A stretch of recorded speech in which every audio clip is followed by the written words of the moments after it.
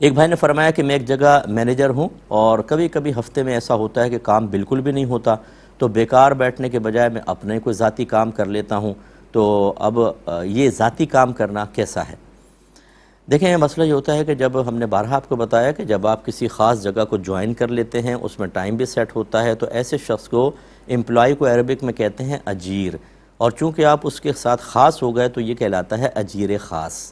اور اجیر خاص دو چیزوں کی وجہ سے سیلری کا مستحق ہوگا۔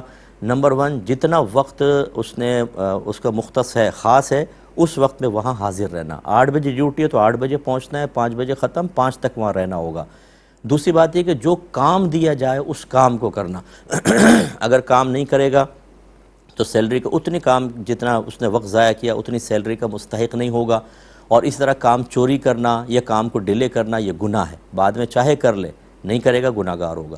لیکن جیسے اب آپ نے صورتحال بتائی ہے، میں نے اس لیے اضافی چیزیں بتا دی تاکہ مسئلہ کلیئر ہو کر سامنے آئے کہ آپ نے سارا کام کیا ہوا ہے، کام ہی نہیں دے رہے، اس میں اگر آپ اپنا کوئی ذاتی کام کر لیتے ہیں، بشرطے کہ کسی اور جگہ پہ آپ کوئی اجرت لے کے نہ کر رہا ہوں، اجارہ وغیرہ نہیں کر سکتے، اس ٹائم میں ٹیوشن نہیں پڑھا سکتے کیونکہ آپ نے اس وقت اپنے آپ کو اس کے ساتھ خاص کیا ہوا ہے۔ اب جیسے ٹیچرز وغیرہ ہوتی ہیں، یہ اسکول میں آخری دنوں کے اندر کہتے ہیں جی سلیبس وغیرہ تو ختم ہو گیا، اب بچوں کو بس امتحان کی تیاری کروا دیں، مس نے کہا یاد کرو، اب وہ بیٹھی ہوئی ہیں، اس میں اگر کوئی وہ سویٹر وغیرہ بن لیا، کوئی موبائل پہ کسی کو جواب وغیرہ دے دیا تو چل جائے گا، لیکن اس طرح کا کام نہیں کر سکتے کہ جس سے کوئی ارننگ آپ کریں، چاہے وہ خرید و فروخت ہو آن لائن، چاہے وہ کوئی کسی کی سیلری پر آپ کام کریں، یہ صحیح نہیں ہے کیونکہ یہ وقت آپ نے گویا کہ بیچا ہوا ہے، اس وقت یہ وقت انہی کا ہے، اور کچھ نہیں کر سکتے آپ اس میں، یعنی اس طرح کاروباری اعتبار سے اور اجارے کے اعتبار سے، یعنی اپنی سروس پرووائڈ کر کے پیسے لینے کے اعتبار سے تھوڑا بہت اپنا ذاتی کام کرنا چاہیں تو بالکل آپ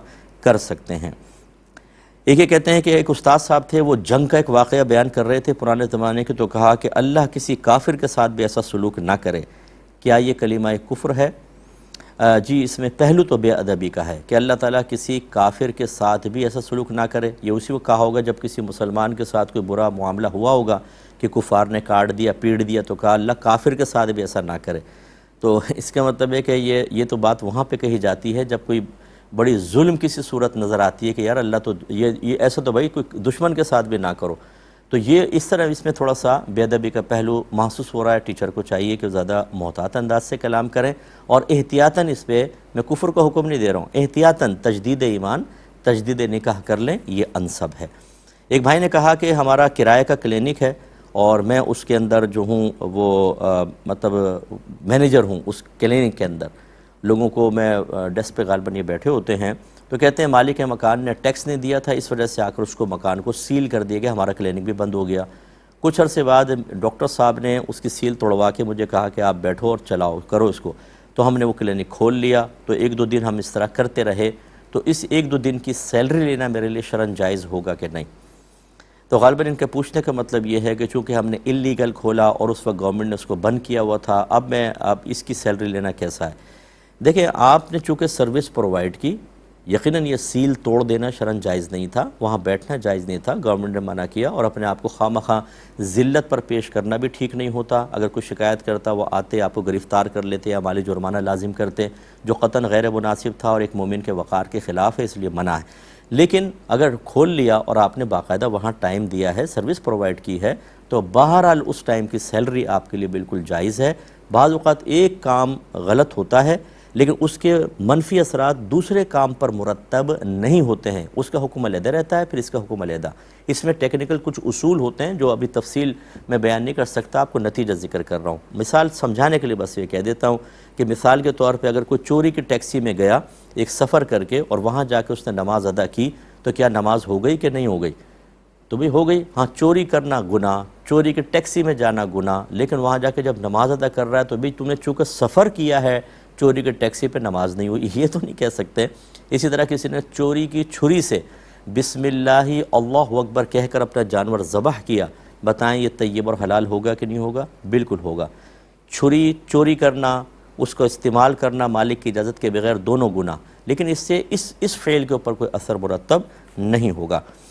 یہ کہتے ہیں میں نے کلپ دیکھا کہ کوئی کہہ رہا تھا کہ امام اعظم ابو حنیفہ رضی اللہ تعالی عنہ کو خواب میں اللہ تبارک و تعالی نے 100 بار اپنی زیارت کروائی، تو اس پر کسی نے پھر اعتراض کیا ہوا تھا کہ یہ بالکل غلط ہے، ایسا کبھی بھی نہیں ہو سکتا، کیونکہ قرآن میں موجود ہے کہ موسیٰ علیہ السلام کوہ طور پہ جب گئے، اپنے اللہ کی سے عرض کی کہ مجھے اپنا دیدار کروا، اللہ نے فرمایا لن ترانی، تو مجھے ہرگز نہیں دیکھ سکتا۔ جب اصرار بڑھا تو اللہ نے فرمایا کہ اے موسیٰ اس پہاڑ کو دیکھیے، اگر یہ پہاڑ اپنی جگہ قائم رہا تو عنقریب آپ مجھے دیکھ سکیں گے، اور پھر اللہ نے تجلی فرمائی تو پہاڑ ریزہ ریزہ ہو گیا۔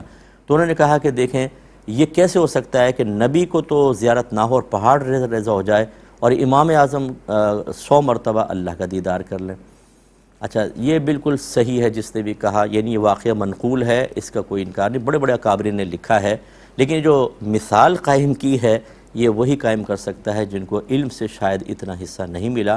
کوئی بھائی اگر ایسے ہوں، مجھے نہیں پتہ، لڑکے نے اتنے مجھے کویسچن بھیجا ہے کہ کون صاحب ہیں، لیکن بہرحال اس طرح قیاسات نہ کریں، وہ پہلے علم سیکھیں، علماء سے معلوم کریں، پھر فتوے جاری کریں۔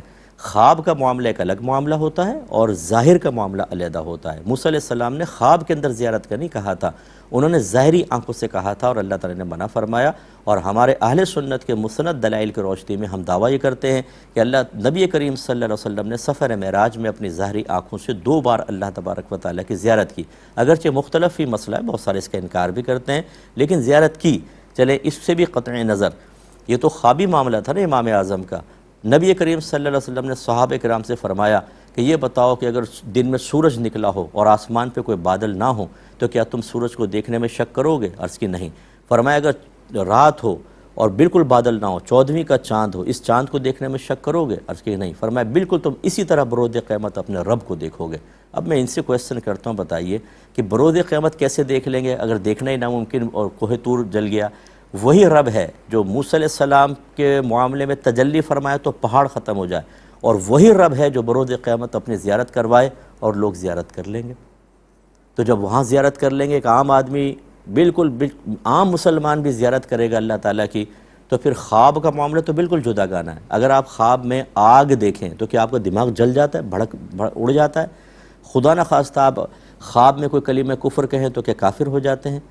اگر خواب میں کوئی کافر اپنا کلمہ پڑھتا ہوا دیکھ لے تو کیا وہ مسلمان ہو جائے گا؟ نہیں۔ خوابی معاملات ایک الگ ہوتے ہیں، ان کو ظاہری حیات والے معاملات پر قیاس کرنا یا ظاہری حیات والے معاملات کے احکام کو خوابی معاملات کے اوپر نافذ کرنے کی کوشش کرنا، ہی وہی کرے گا جس کو دین سے حصہ کافی کم ملا ہے۔ میرے خیال میں برا نہیں مانے کوئی بھی، لیکن بالکل غلط ہے۔